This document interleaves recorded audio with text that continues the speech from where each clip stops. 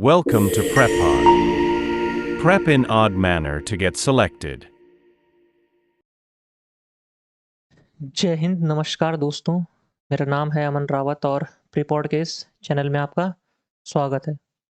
So basically हम start करेंगे अपना आज फर्स्ट क्लास से। सबसे पहले मैं आपको हैप्पी न्यू ईयर कहना चाहता हूँ और या तो एडवांस में हैप्पी न्यू ईयर। और बेसिकली हमारी जो फर्स्ट क्लास मैंने आपको कहा था कि हम अपना बायोलॉजी से स्टार्ट करेंगे। बायोलॉजी की हमारी फर्स्ट क्लास आज सेल्स एंड टिश्यूज़। तो आप एनडी के बच्चे हैं या फिर आप सीडीएस के भी बच्चे हैं तो आप इस क्लास को रेफ़र कर सकते हैं। इसमें हम डिटेल्ड में स्टडी करेंगे जितनी हमारे एग्ज़ाम के लिए ज़रूरी है सेल्स और टिश्यूज़ के बारे में, ठीक है?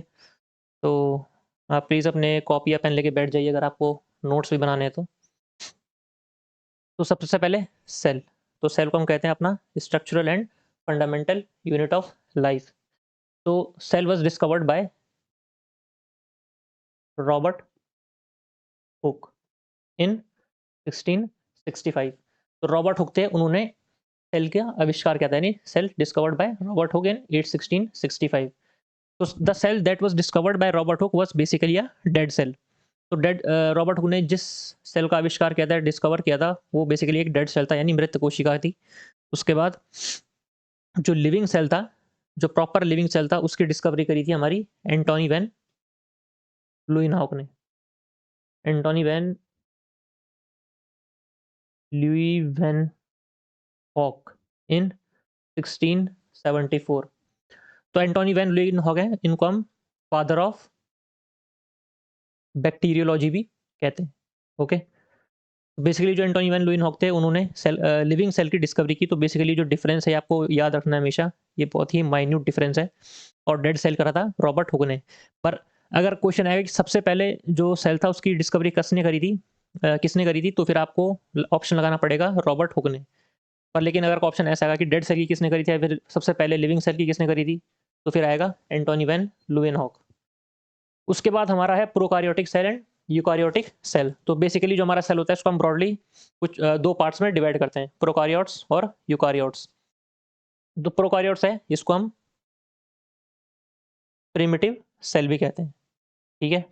और यूकार्योट्स को कहते हैं हम एडवांस्ड सेल, ठीक है? तो प्रोकार्योट्स जो होते हैं वो बेसिकली यहाँ पे अंडर डेवलप्ड होते हैं, यानी इनका पूर्ण तरीके से जो डेवलपमेंट है वो नहीं हुआ रहता। अंडर डेवलप या फिर आप न्यूक्लियस का अंडर डेवलप भी कह सकते हैं। लेकिन यहाँ पे कंप्लीट डेवलपमेंट ऑफ न्यूक्लियस होता है, जो आपका यूकार्योटिक सेल होते हैं, ठीक है?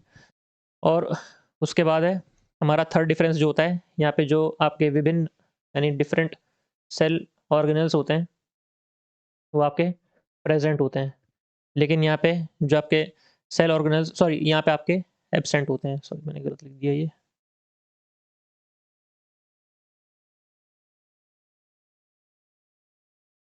जो आपके सेल ऑर्गेनेल्स होते हैं वो वहाँ पे एब्सेंट होते हैं, लेकिन यहाँ पे सेल ऑर्गेनेल्स आपके प्रेजेंट होते हैं। तो बेसिकली ये बहुत माइन्यूट माइन्यूट डिफरेंस है जो प्रोकैरियोटिक और यूकैरियोटिक में है। और यहाँ पे हमने कहा था कि अंडर डेवलपमेंट ऑफ न्यूक्लियस होता है, तो यहाँ पे बेसिकली न्यूक्लियस प्रेजेंट ही नहीं होता है, ठीक है? और इसके एग्जाम्पल हम कह सकते हैं, यानी बैक्टीरिया का एग्जाम्पल होता है। और बाकी जो भी एग्जाम्पल जो प्रोकैरियोट्स नहीं होते हैं तो फिर वो यूकैरियोट्स में आते हैं, ठीक है? तो ये बेसिकली एक बहुत ही माइन्यूट डिफरेंस है, आपको याद रखने हैं प्रोकैरियोटिक और यूकैरियोटिक सेल में। इसमें आपके बहुत पीवाईक्यू भी आए हैं एनडीए में, ठीक है? उसके बाद हमारे कुछ जो याद करने की चीज़ें हैं, यानी लॉन्गेस्ट, स्मॉलेस्ट, लार्जेस्ट, कि जो सबसे लॉन्गेस्ट सेल होता है वो कौन सा होता है, तो वो होता है आपका न्यूरॉन सेल। नर्व सेल भी इसे कहते हैं, न्यूरॉन जो नर्व सेल की एक इकाई होती है, यानी structural unit of nerve cell को हम कहते हैं न्यूरॉन। तो न्यूरॉन आपका सबसे लॉन्गेस्ट सेल होता है। लॉन्गेस्ट और लार्जेस्ट में अंतर है, लॉन्गेस्ट यानी सबसे लंबा और लार्जेस्ट यानी सबसे बड़ा। स्मॉलेस्ट होता है आपका माइकोप्लाज्मा और लार्जेस्ट होता है आपका ऑस्ट्रिच एग, शत्रुमुर्ग जिसे हम कहते हैं हिंदी में, शत्रुमुर्ग का अंडा यानी ऑस्ट्रिच एग लार्जेस्ट सेल होता है। अच्छा, जो हमारा नर्वस सिस्टम होता है उसका सबसे स्मॉलेस्ट सेल जो होता है वो होता है हमारा नर्व सेल। देखिए, नर्व सेल और न्यूरॉन में थोड़ा डिफरेंस है, ठीक है? तो नर्वस सिस्टम का सबसे जो छोटा सेल होता है उसको हम कहते हैं नर्व सेल। अच्छा, उसके बाद हमारा प्रोटोप्लाज्म। तो प्रोटोप्लाज्म जो होता है इसको हम बेसिकली साइटोप्लाज्म भी कह सकते हैं, साइटोप्लाज्म प्लस न्यूक्लियस। तो साइटोप्लाज्म और न्यूक्लियस को हम साथ में जोड़ दें तो फिर हमारा वो कंपैरेटिवली प्रोटोप्लाज्म कहता है।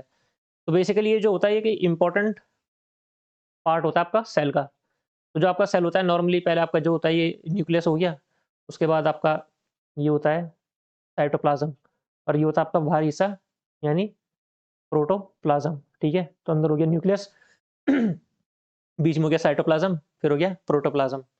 तो बेसिकली प्रोटोप्लाज्म जो होता है न्यूक्लियस और साइटोप्लाज्म को हम साथ में भी कह सकते हैं प्रोटोप्लाज्म। उसके बाद आपका सेल वॉल। तो सेल वॉल जो होता है it is not present in animal cell. It is a very important fact, you have to remember this, that cell wall is not present in animal cell. तो ये होती है plant cell में आपकी, ठीक है?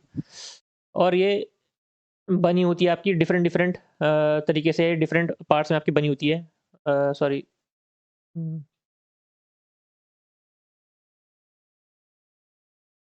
ये आपका प्लांट है, ठीक है? तो प्लांट बनी होती है आपकी सेल्यूलोज से, ठीक है? और बैक्टीरिया होता है, बैक्टीरिया में बनी होती है आपकी ये पेप्टो ग्लाइकॉन से। और उसके बाद आपकी फंजाई में बनी होती है ये चिटिन से, ठीक है? तो आपको याद रखना है कि जो सेल वॉल होती है वो नॉर्मली सेल्यूलोज, चिटिन या पेप्टो ग्लाइकोजन से बनी होती है। प्लांट्स में सेल्यूलोज से, बैक्टीरिया से, पेप्टो ग्लाइकोजन में और फंजाई से चिटिन में। तो दिस इज द थिंग, वहाँ पे आपकी जो क्वेश्चंस में आते हैं that what is cell wall made of, what is cell membrane made of. तो सेल मेम्ब्रेन होती है आपकी ये दोनों में होती है, आपकी प्लांट्स में भी होती है और आपकी एनिमल्स में भी होती है। तो ये आपकी बनी होती है made of lipids and fats भी हम इसे कह सकते हैं, और प्रोटीन्स।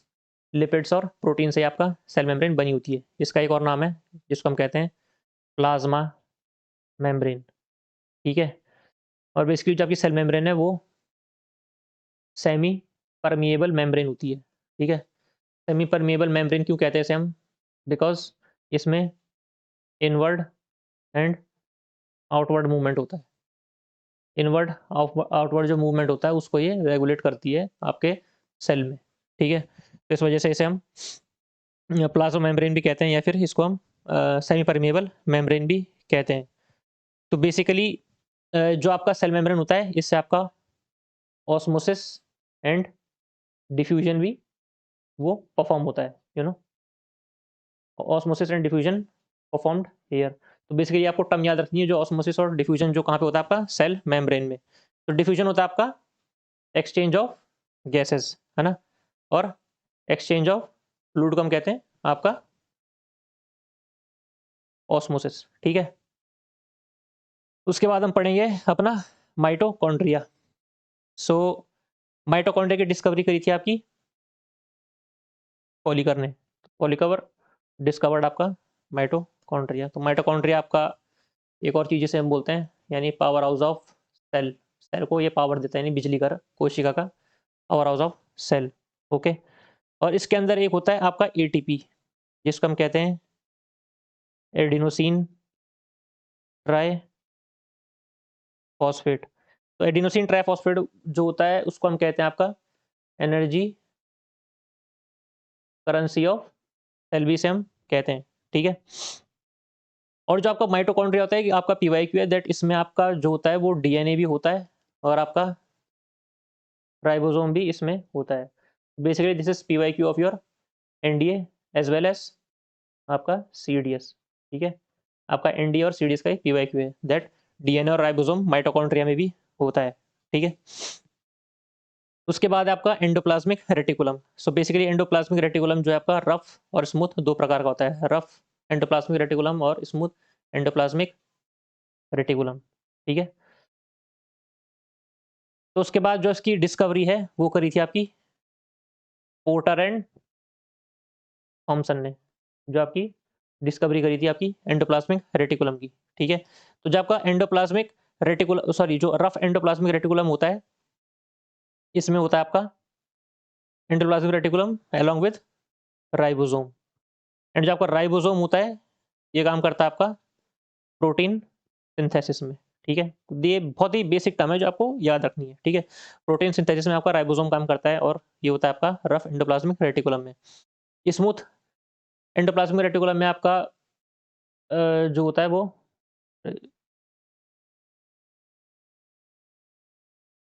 राइबोसोम नहीं होता है। ठीक है, स्मूथ एंडोप्लाज्मिक रेटिकुलम में राइबोसोम नहीं होता है। तो यहाँ पे क्या होता है, जैसे यहाँ पे प्रोटीन सिंथेसिस होता है तो यहाँ पे लिपिड्स या फिर फैट सिंथेसिस होता है। ठीक है, तो बेसिकली ये पार्ट है जो आपको याद रखने हैं।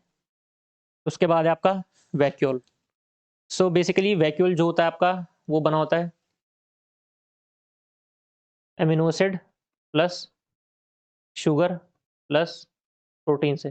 ठीक है, तो ये किस चीज़ से बना होता है आपका, made of amino acid protein plus sugar. ठीक है, तो basically it is used for storage of food. ठीक है, स्टोरेज ऑफ फूड में इसका काम आता है। तो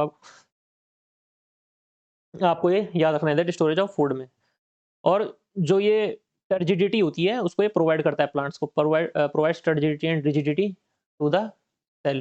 ठीक है, ताकि वो ज़्यादा हीटेड ना, एक स्थिर रहे, यानी मतलब एक जगह खड़े रहे, ये कह सकते हो आप। तो टर्जिडिटी और रिजिडिटी ये प्रोवाइड करता है सेल को, है ना।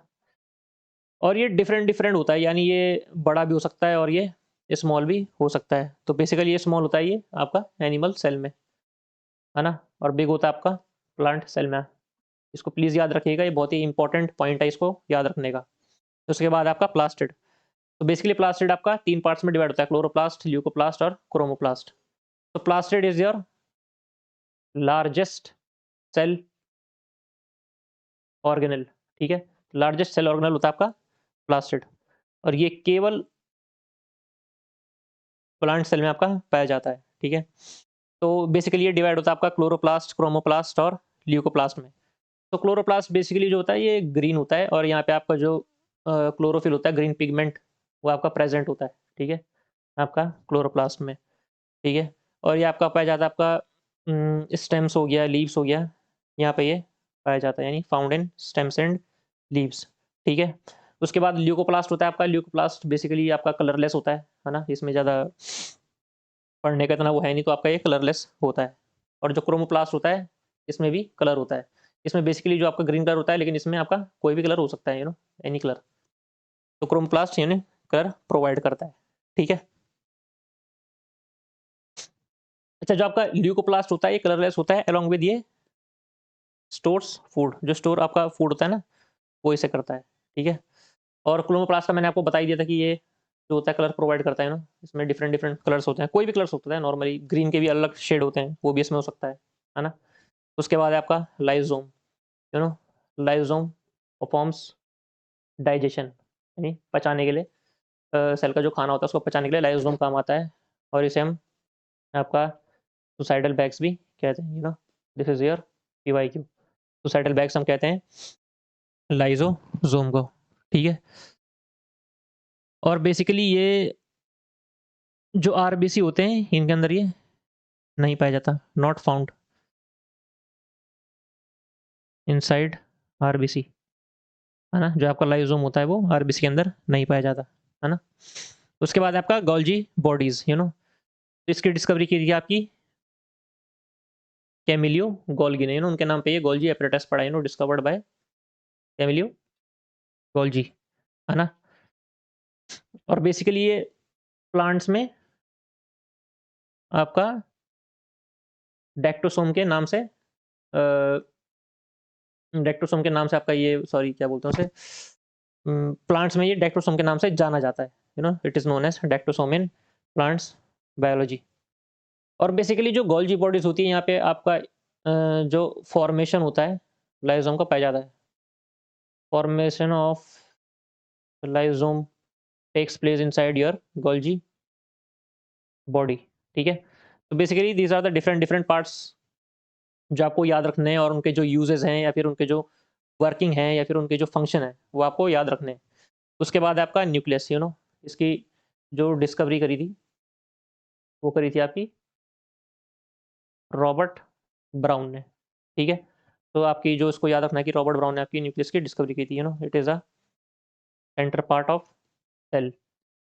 And it is also spherical, sphere के रूप में ऐसा गोल ये न्यूक्लियस होता है ना।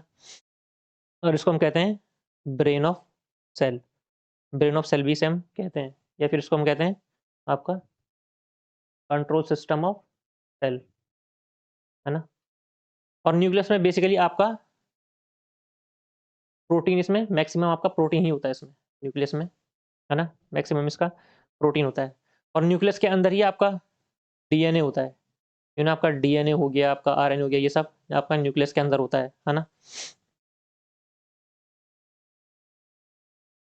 उसके बाद आपका डीएनए, तो डीएनए हो गया आपका डीऑक्सी राइबोन्यूक्लिक एसिड्स की फुल फॉर्म होती है। डीएनए की डीएनए डिस्कवर किया था आपका वाटसन एंड क्रिक ने, इसकी डिस्कवरी करी थी आपकी वाटसन एंड क्रिक ने। तो basically DNA is double stranded, जैसे आपको पता होगा कि ये डबल स्ट्रैंडेड होता है। डबल स्ट्रैंड यानी ऐसे ऐसे आपको पता होगा कि इसका ऐसा शेप होता है लाइक दिस, तो basically it is double stranded, ठीक है। और क्रोमेटिन फाइबर्स जो होते हैं वो इसके अंदर आपको पाए जाते हैं, these are thread like structure, है ना, जो आपके डीएनए के अंदर होते हैं। और इसमें आपके क्रोमोसोम भी होते हैं, क्रोमोसोम। तो बेसिकली क्रोमोसोम जो होते हैं आपके 23 पेयर्स होते हैं इन नॉर्मल ह्यूमन, है ना। ह्यूमन में आपके 23 पेयर ऑफ क्रोमोसोम होते हैं। तो बेसिकली आपके जब आपका एक मेल प्लस फीमेल से आपका एक बच्चा बनता है, तो जो आपके हेरिडिटरी कैरेक्टर होते हैं नॉर्मली वो क्रोमोसोम के थ्रू जीन से आते हैं, ठीक है। तो क्रोमोसोम आपने पढ़ा होगा कि 23 पेयर्स के होते हैं। और उसके बाद जो डीएनए, इसमें आपके कुछ बेसेस भी होते हैं। तो बेसेस हैं आपके एडेनाइन, ग्यूनाइन, साइटोसाइन और थियामाइन, ठीक है। तो ये बेसिस आपको याद रखने हैं अपने डीएनए के। उसके बाद है आरएनए, यानी राइबोस न्यूक्लिक एसिड इसे कहते हैं, ठीक है। And it is single stranded unlike DNA.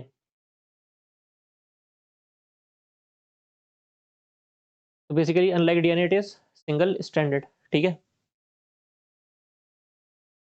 अब आरएनए भी आपका डिफरेंट डिफरेंट टाइप्स का होता है, ठीक है। जैसे आपका आरआरएनए हो गया, आपका एमआरएनए हो गया, आपका जो है टीआरएनए हो गया। And these all have different different functions, in RNA it is like ribosome, है ना। It is like mRNA is messenger, आपका जिस हिसाब से नाम होगा राइबोसोम तो आरएनए, एम तो messenger, it act as a messenger. और ट्रांसफर के लिए आपका होता है टी आरएनए, टी से ट्रांसफर तो टी आरएनए, ठीक है। अब इसमें जो बेसेस होते हैं, जैसे मैंने आपको अपने आपके डीएनए बताए थे, तो आपका हो गया एडेनाइन हो गया, आपका थियामिन हो गया, सॉरी थियामिन इसमें नहीं होता है, आपका साइटोसिन हो गया, है ना, आपका ग्वानिन हो गया, और चौथा होता है आपका इसका इसमें यूरेसिल, ठीक है। और डीएनए में आपके 4 बेसेस होते थे, उसमें होता था आपका एडेनाइन, साइटोसाइन, ग्वानिन और थियामिन। लेकिन इसमें थियामिन नहीं होता, इसमें यूरेसिल होता है, ठीक है। तो बेसिकली उसके बाद हम ब्रॉड डिफरेंशिएट करेंगे अपना प्लांट सेल और एनिमल सेल में। तो हमने डिफरेंट डिफरेंट पार्ट्स पढ़े, हमने उसमें कुछ भी अलग में पढ़ा कि किसी में ये प्लांट सेल में होता है, कोई प्लांट सेल में नहीं होता है। तो उस हिसाब से हम इसे दोबारा लिखते हैं एक बार ब्रीफ वे में, है ना। इसमें सेल वॉल होती है, लेकिन इसमें सेल वॉल नहीं होती है, ठीक है। इसमें जो होते हैं लार्ज वैक्यूल्स होते हैं, इसमें स्मॉल वैक्यूल्स होते हैं, ठीक है। अच्छा, इसमें लाइजोम होते हैं, लेकिन इसमें लाइजोम नहीं होते, ठीक है। और इसमें जो है प्लास्टिड प्रेजेंट होते हैं, लेकिन इसमें प्लास्टिड एब्सेंट होते हैं, इसमें प्लास्टिड नहीं होते, ठीक है। और बाकी जो अलग पार्ट्स हैं वो दोनों में इक्वली रहते हैं, ठीक है, जो आपका न्यूक्लियस हो गया, आपका साइटोप्लाज्म हो गया, आपका माइटोकॉन्ड्रिया हो गया। लेकिन जो मेन पार्ट्स हैं जो आपका थोड़ा डिफरेंशिएट करते हैं डिफरेंट डिफरेंट सेल में, एनिमल और प्लांट सेल में, तो मैंने आपको लिखा दिए। ठीक है, तो इन्हें नोट कर लीजिए आप। उसके बाद हमारा सेल डिवीजन, यानी सेल किस हिसाब से डिवाइड होता है। जब आपका जो न्यू सेल है उसका फॉर्मेशन होता है तो उसको हम सेल डिवीजन कहते हैं, यानी नया सेल जब बनता है। सो बेसिकली ये डिफरेंट डिफरेंट पार्ट्स में डिवाइड होता है, माइटोसिस और मियोसिस में। तो माइटोसिस में क्या होता है, जो आपका बेबी सेल होता है, या फिर उसे हम डॉटर सेल भी कहते हैं, है ना। तो डॉटर सेल जो होता है it is identical to parents mitosis में। तो बेसिकली ये बहुत ही आइडेंटिकल होता है पेरेंट सेल में, है ना। और इसमें बेसिकली दो डॉटर सेल आपके प्रोड्यूस होते हैं। और म्यूसिस आपका, म्यूसिस में क्या आपका क्या होता है ना, आपका जो होता है आपका इसमें 4 डॉटर सेल प्रोड्यूस होते हैं एक बार में। ठीक है, तो आपका जो होता है इसमें 4 डॉटर सेल होते हैं। और जैसे आपका माइटोसिस में आइडेंटिकल पेरेंट्स होते थे, मतलब सॉरी आइडेंटिकल आपके डॉटर सेल होती थी पेरेंट्स से, लेकिन माइटोसिस में थोड़ा आपको डिफरेंशिएशन देखने को मिल जाता है। लेकिन आपका माइटोसिस में 2 डॉटर सेल प्रोड्यूस होती हैं और मियोसिस में आपकी 4 होती हैं। ठीक है, तो बेसिकली ये आपका ब्रॉड डिफरेंस है माइटोसिस और मियोसिस में। अच्छा, और उसके बाद अब हमने सेल्स पढ़ लिया, तो उसके बाद हम पढ़ेंगे टिश्यूज़। तो टिश्यूज़ क्या होते हैं, ग्रुप ऑफ सेल्स को हम टिश्यूज़ कहते हैं, है ना। क्लस्टर ऑफ सेल्स, यानी क्लस्टर ऑफ सेल्स और ग्रुप ऑफ सेल्स को हम टिश्यूज़ कहेंगे। तो टिश्यूज़ बेसिकली 2 पार्ट्स में डिवाइड होते हैं ब्रॉडली, प्लांट टिश्यू और एनिमल टिश्यू डिफरेंट डिफरेंट होते हैं। ठीक है, तो प्लांट टिश्यू 2 टाइप के होते हैं, परमानेंट और मेरिस्टेमेटिक। ठीक है, तो मेरिस्टेमेटिक टिश्यू जब अपनी डिवाइड करने की कैपेबिलिटी खो देते हैं तब वो परमानेंट में कन्वर्ट हो जाते हैं। तो when meristematic tissue loses the ability to divide, then it becomes into permanent tissue. ठीक है, तो बेसिकली ये ब्रॉड डिफरेंस है आपका मेरिस्टेमेटिक और परमानेंट टिश्यू में। ठीक है, तो मेरिस्टेमेटिक टिश्यू को हम लिविंग टिश्यू भी कहते हैं, है ना। और ये डिवाइडिंग टिश्यू भी इसको हम कहेंगे क्योंकि ये डिवाइड होता रहता है, तो नॉर्मली हम डिवाइडिंग टिश्यू भी कहते हैं, है ना। और इसमें वैक्यूल नहीं होता। ठीक है, इसमें नो वैक्यूल्स प्रेजेंट। तो बेसिकली ये आपका ब्रॉड डिफरेंस है मेरिस्टेमेटिक में। अच्छा, तो आपका जो मेरिस्टेमेटिक टिश्यू होता है तो वो बेसिकली 3 पार्ट्स में डिवाइड होता है, एपिकल, इंटरकैलरी और लेटरल मेरिस्टेम, है ना। तो एपिकल मेरिस्टेम होता है आपका जो एपिकल मेरिस्टेमेटिक टिश्यू होता है आपका, होता है ग्रोइन टिप्स ऑफ रूट्स, जो रूट्स की टिप्स होती हैं या फिर स्टेम्स की जो टिप्स होती हैं उनमें ये उगता है एपिकल मेरिस्टेम, है ना। तो बेसिकली प्राइमरी ग्रोथ कह सकते हैं हम, है ना, एपिकल मेरिस्टेमेटिक टिश्यू से। उसके बाद है इंटरकैलरी मेरिस्टेम, है ना। तो इंटरकैलरी मेरिस्टेम जो होता है आपका वो इंटरनोड्स में होता है ना। इंटरनोड्स में जो ग्रोथ होती है तो वहाँ पे आपका इंटरकैलरी मेरिस्टेमेटिक टिश्यू परफॉर्म करता है ना। जैसे आपका बहुत ही जो ग्रासेस होती है उनमें हम कह सकते हैं कि जो इंटरकैलरी मेरिस्टेम है वो परफॉर्म करता है। उसके बाद आपका लेटरल मेरिस्टेम, है ना, इसको हम कैम्बियम भी कहते हैं, है ना। कैम्बियम इसका दूसरा नाम है। तो लेटरल मेरिस्टेम जो है वो डायमीटर जो होता है प्लांट का उसको ये इंक्रीज करता है ना। Increase the diameter of plant, या फिर रूट्स का हो गया या फिर आपका स्टेम्स का हो गया, उन सबका ये डायमीटर इंक्रीज करता है। तो basically this is the main difference between different types of meristematic tissue. अच्छा, उसके बाद आपका आता है परमानेंट टिश्यू। परमानेंट टिश्यू को हम मैच्योर टिश्यू भी कहते हैं। ठीक है, तो परमानेंट टिश्यू मैंने आपको बताया था जब मेरिस्टेमेटिक टिश्यू अपनी डिवाइडिंग कैपेबिलिटी खो देता है तो उसको बन जाता है परमानेंट टिश्यू।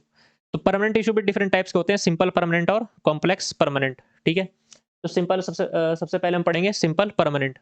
तो फिर सिंपल परमानेंट दोबारा से आपका पैरेन्काइमा, कोलोनकाइमा और स्क्लेरेन्काइमा में डिवाइड होता है। ठीक है, तो आपका पैरेन्काइमा है, तो पैरेन्काइमा का आप होते हैं ये करीब ओवल होते हैं या फिर ये राउंड भी हो सकते हैं या फिर ये पॉलीगोनल शेप में भी हो सकते हैं। ठीक है, और इसमें जो होता है क्लोरोफिल भी प्रेजेंट होता है ना, क्लोरोफिल प्रेजेंट हेयर, है ना। अगर क्लोरोफिल जब इसमें प्रेजेंट रहेगा तो ये फिर ये क्लोरन काइमा बन जाता है, ठीक है। तो क्लोरन काइमा तब बनता है जब आपका पैरन काइमा में क्लोरोफिल प्रेजेंट हो, तब ये क्लोरन काइमा बन जाता है, ठीक है। इसका जो मेन फंक्शन होता है वो आपका स्टोर्स फूड, ठीक है। फूड स्टोरेज में इसका काम आता है। और इसकी जो सेल वॉल्स होती है कंपैरेटिवली थिन होती हैं, है ना। These are the very important points जो आपको याद रखने हैं, और नॉर्मली क्वेश्चन भी इन्हीं पॉइंट से बनता है कि which type of simple permanent tissue has thin walls, it is called parenchyma, और which of the following is also called chlorenchyma, which is that is parenchyma, ठीक है। तो कॉलनकाइमा, अब हमने पैरेन्काइमा पढ़ दिया, इसके बाद हम पढ़ेंगे कॉलनकाइमा। तो it provides flexibility to plant, जैसे कॉलनकाइमा में एल आता है, तो वैसी फ्लेक्सिबिलिटी में आपका एल आ रहा है, it provides flexibility to plant, है ना। और ये इलास्टिक सपोर्ट भी आपका देता है आपके प्लांट्स को, provide elastic support to plant, है ना। और जो आपका कॉलनकाइमा होता है ये लिविंग सेल होता है, ठीक है। और एट लास्ट आपका है स्क्लेरेन्काइमा। तो it makes plant hard and stiff, उसको ये स्टिफ एंड ठोस या फिर कठोर बनाता है ना।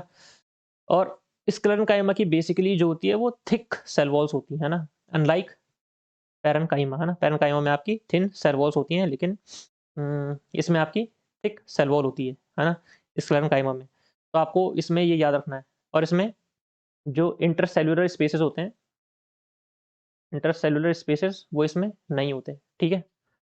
तो these are the main basic differences between different types of simple permanent tissues. उसके बाद आपका कॉम्प्लेक्स परमानेंट। तो कॉम्प्लेक्स परमानेंट बेसिकली 2 पार्ट्स में डिवाइड होता है, यानी जाइलम एंड फ्लोएम में, है ना। और xylem is responsible for the transport of water and minerals, and phloem is responsible for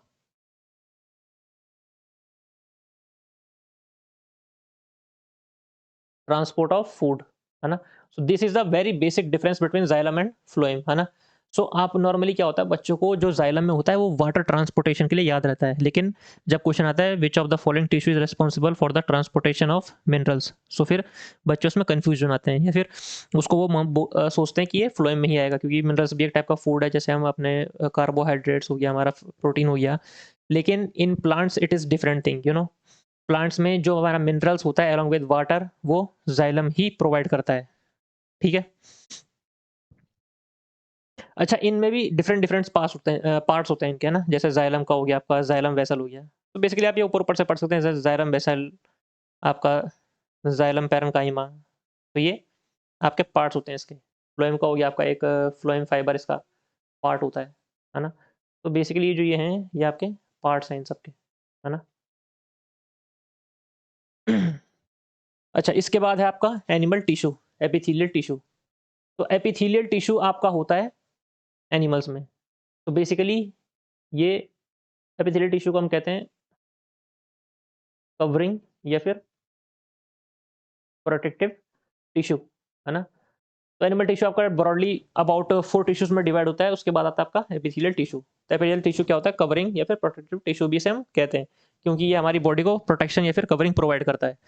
so basically जो एपिथेलियल होता है ये भी डिफरेंट पार्ट्स का होता है ना। तो आपका जैसे हो गया आपका सिंपल स्क्वेमोस हो गया आपका स्ट्रेटिफाइड स्क्वेमोस हो गया,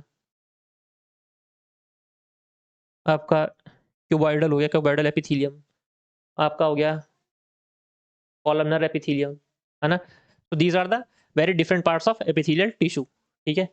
अब एक एक करके इसके फंक्शन पढ़ेंगे हम। तो सिंपल स्क्वेमोस एपिथेलियल जो होता है वो होता है आपका ब्लड वेसल्स में, है ना, या फिर इनर लाइनिंग ऑफ माउथ या फिर oesophagus, inner lining of mouth और ऑसोफेगस। उसके बाद आपका स्ट्रेटिफाइड स्क्वेमोस एपिथेलियल। तो स्ट्रेटिफाइड स्क्वेमोस जो होता है वो आपका होता है स्किन पे, ठीक है। उसके बाद है आपका क्यूबॉइडल। तो क्यूबॉइडल होता है आपका कहाँ पे, सेलिवरी ग्लैंड में, या फिर किडनी में भी ये प्रोटेक्शन प्रोवाइड करता है, या फिर एक लाइनिंग प्रोवाइड करता है ना, या फिर ये ओवरीज में भी हो सकता है। उसके बाद आपका कॉलमनर एपिथेलियल, तो कॉलमनर एपिथेलियल होता है आपका म्यूकस में, है ना, और आपका ये होता है इनर लाइनिंग ऑफ स्टमक में भी आपका ये प्रेजेंट होता है, आपका columnar epithelial. So these are the different types of epithelial tissue, that is simple squamous epithelial, stratified squamous epithelial, cuboidal epithelial and columnar epithelial, है ना। तो इसके मैंने डिफरेंट डिफरेंट फंक्शंस आपने पढ़ दिए हैं। उसके बाद आता है आपका कनेक्टिव टिश्यू। तो कनेक्टिव टिश्यू बेसिकली आपके जो आपकी बोन होती है, आपका ब्लड हो गया, आपका टेंडन हो गया, आपका लिगामेंट हो गया, ये सब है आपके कनेक्टिव टिश्यू, है ना। और आपका कार्टिलेज भी कनेक्टिव टिश्यू में आता है ना। तो बेसिकली जो टेंडन होता है आपका ये करता है आपका मसल टू बोन कनेक्शन के टाइम आता है, काम आता है। लिगामेंट होता है आपका बोन टू बोन कनेक्शन, और कार्टिलेज होता है आपका ये कुशन होता है। कुशन किसके लिए होता है? आपके लिगामेंट के लिए, कुशन टू लिगामेंट।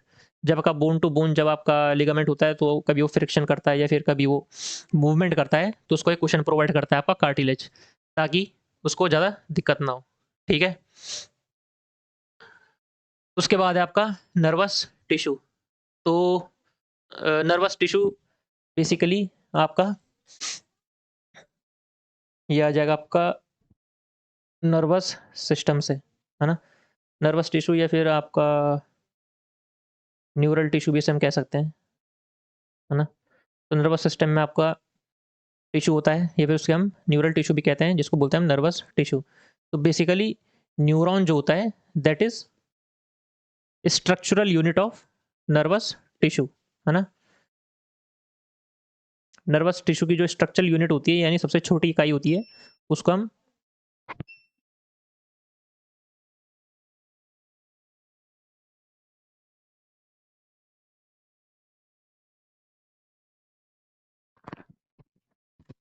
हम क्या कहते हैं? न्यूरॉन भी कहते हैं, है ना। Structural unit of nervous tissue, neuron, ठीक है। तो बेसिकली जो न्यूरॉन होता है, तो that is conduction of impulse. तो इम्पल्स का जो कंडक्शन होता है वो न्यूरॉन के थ्रू होता है ना। तो न्यूरॉन के थ्रू आपका बेसिकली कंडक्शन होता है किसका? नर्वस टिश्यू का या फिर न्यूरॉन का। तो इस हिसाब से आपको याद रखना है कि डिफरेंट डिफरेंट जो टिश्यूज हैं वो किस किस काम आते हैं और क्या क्या उनका ब्रॉडली काम रहता है आपकी बॉडी में, ठीक है। टिश्यू है, तो हमने इसमें पढ़ा कि जो न्यूरॉन होता है that is the conduction of impulse, conduction of impulse में ये काम आता है। अच्छा, तो अब हम पढ़ेंगे अपना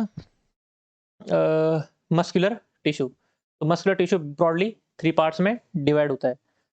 तो एक होता है आपका कार्डियक मसल, एक होता है आपका स्ट्रेटेड मसल टिश्यू, और तीसरा होता है आपका अनस्ट्रेटेड। तो बेसिकली जो कार्डियक आपका मसल टिश्यू होता है वो हार्ट से आपका रिलेटेड होता है। स्ट्रेटेड होता है आपका वॉलंटरी, यानी that is are under control, like moving your legs, है ना, मूविंग लेग्स, मूविंग नेक वगैरह वगैरह, ये सब आपका स्ट्रेटेड या फिर वॉलंटरी कंट्रोल में आता है। और अनस्टेटेड हो गया आपका involuntary, like your heart beat. जब आप अनकॉन्शियस रहते हैं फिर भी आपकी हार्ट बीट काम करती है, तो फिर इसे हम इनवॉलंटरी एक्शन या फिर अनस्टेटेड मसल टिश्यू में ये आपका आ जाता है, ठीक है। तो मसल टिश्यू हमने पढ़ा कि ब्रॉडली 3 पार्ट्स में डिवाइड होता है, कार्डियक, स्टेटेड एंड अनस्टेटेड। कार्डियक में आपका ये हार्ट से रिलेटेड होता है ना, और स्टेटेड में आपका वॉलंटरी कंट्रोल से रिलेटेड होता है, और अनस्टेटेड में आपका इनवॉलंटरी कंट्रोल से रिलेटेड होता है, ठीक है। तो basically this is the broad thing about your tissues, है ना।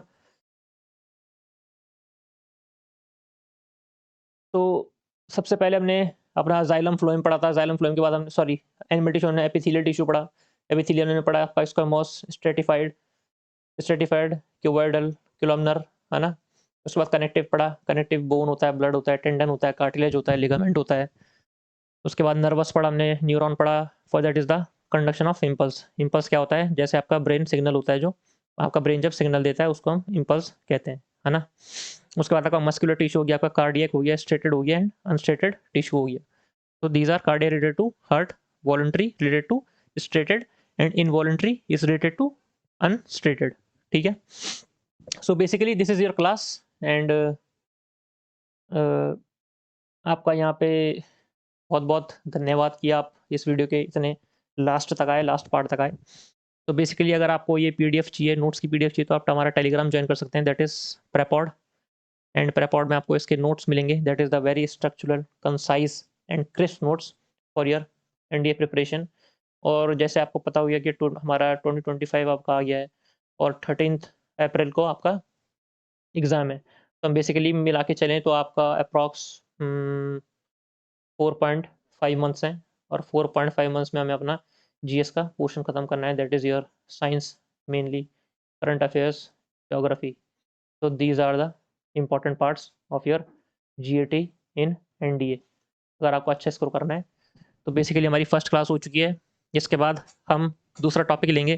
किसी भी टॉपिक, अगर आपको कोई भी सजेशन चाहिए या फिर कोई भी सजेशन आपके दिमाग में है जो आपको टॉपिक पे क्लास चाहिए, आप हमारे कमेंट सेक्शन में हमें लिख सकते हैं। आपको कोई भी इम्प्रूवमेंट चाहिए, किसी फॉन्ट में आपको दिक्कत आ रही है, फिर कुछ में भी आपको दिक्कत आ रही है, तो आप हमें हमारे कमेंट्स बॉक्स में आप कमेंट्स कर सकते हैं, है ना। So basically I have written here that there are 3 rules for studying, है ना। अगर आपको किसी भी स्टडी में एस करना है, अगर आपको प्रेप इन ऑड मैनर, जब मैंने आपको कहा था prep in an odd manner to get selected, है ना। अगर आपको प्रेप अगर एक बहुत ही ऑड तरीके से, बहुत ही अलग तरीके से करनी है, तो आपको 3 रूल्स अपने स्टडी के लिए ये सीखने पड़ेंगे या फिर ये अपनाने पड़ेंगे, फॉलो करने पड़ेंगे। That is concept, revision, practice, that is your CPR, that is your concept, practice and revision, है ना। CPR फॉर्मूला और CRP formula, concept, revision and practice. Concept आपने यहाँ से पढ़ा, रिवीजन आपके जो नोट्स बने यहाँ से कॉन्सेप्ट पढ़ के आप उनका नोट्स बनाएंगे, उनको रिवाइज करेंगे, बार बार रिवाइज करेंगे, सुबह करेंगे, शाम को करेंगे, कभी भी आप रिवाइज करेंगे बार बार। और फिर करेंगे आप प्रैक्टिस, प्रैक्टिस विद PYQs, है ना। और कॉन्सेप्ट के बाद मैं सोच रहा हूँ कि हमारी कॉन्सेप्ट के बाद जो क्लासेस हो, कॉन्सेप्ट अलॉन्ग विद, फिर हम अपने जो PYQs है हमारे एनडीए के, स्पेशली जो हमारे PYQs 2020 से 2024 के हैं पूरे, इसमें आ जाएंगे आपके करीब 8 पेपर 8 पेपर्स आपके आ जाएंगे, और 50 क्वेश्चन आप मान लीजिए, तो 50 × 8 यानी 400 क्वेश्चंस। तो ये 400 क्वेश्चंस अगर हमने कर दिए तो हमारी preparation that is on top level, है ना। टॉप लेवल में हमारी प्रिपरेशन पहुंच जाएगी। तो बेसिकली उसके लिए सबसे पहले अगर आपके क्वेश्चन सही होने चाहिए, आप अगर क्वेश्चंस लगाना चाहते हैं, तो आपके सबसे पहले कॉन्सेप्ट अच्छे होने चाहिए। तो कॉन्सेप्ट आप जब बार बार रिवाइज करेंगे, देखिए आपने यहाँ पे नोट्स बना लिए अपने सेल्स और टिश्यूज़ के, उसके बाद आप उनको रिवाइज करेंगे बार बार, तो ये आपके लिए बहुत मददगार होगा, ठीक है। तो on that note, thank you, है ना। थैंक यू कि आप इस वीडियो के अंत तक आए, आपने मेरी बात सुनी, आपने हमसे पढ़ा। And happy new year, happy new year 2025। Make a resolution बनाइए अपने आप से कि आप रोज एटलीस्ट 4 आवर पढ़ाई करेंगे अपने एनडीए के लिए, है ना। मुझे पता है आपके बोर्ड एग्ज़ाम बहुत नज़दीक हैं, या फिर जो बच्चे अभी ग्रेजुएशन में, तो उनके कॉलेज के एग्ज़ाम्स भी होंगे, लेकिन फिर भी आपको अपना टाइम मैनेज करना पड़ेगा। Time management is the key, and it is an OLQ, it is an officer like quality. आपको अपना टाइम मैनेज करना आना चाहिए। अगर आप अभी से अपना टाइम मैनेज करेंगे, तो फिर कल को आप फौज में जाएंगे, वहाँ पे अफसर बनेंगे, तो वहाँ पे आपको आसानी होगी, ठीक है। तो ओके, फिर thank you everyone, and again please subscribe to Prepod, prep in an odd manner to get selected, your only guide for your exam. Thank you.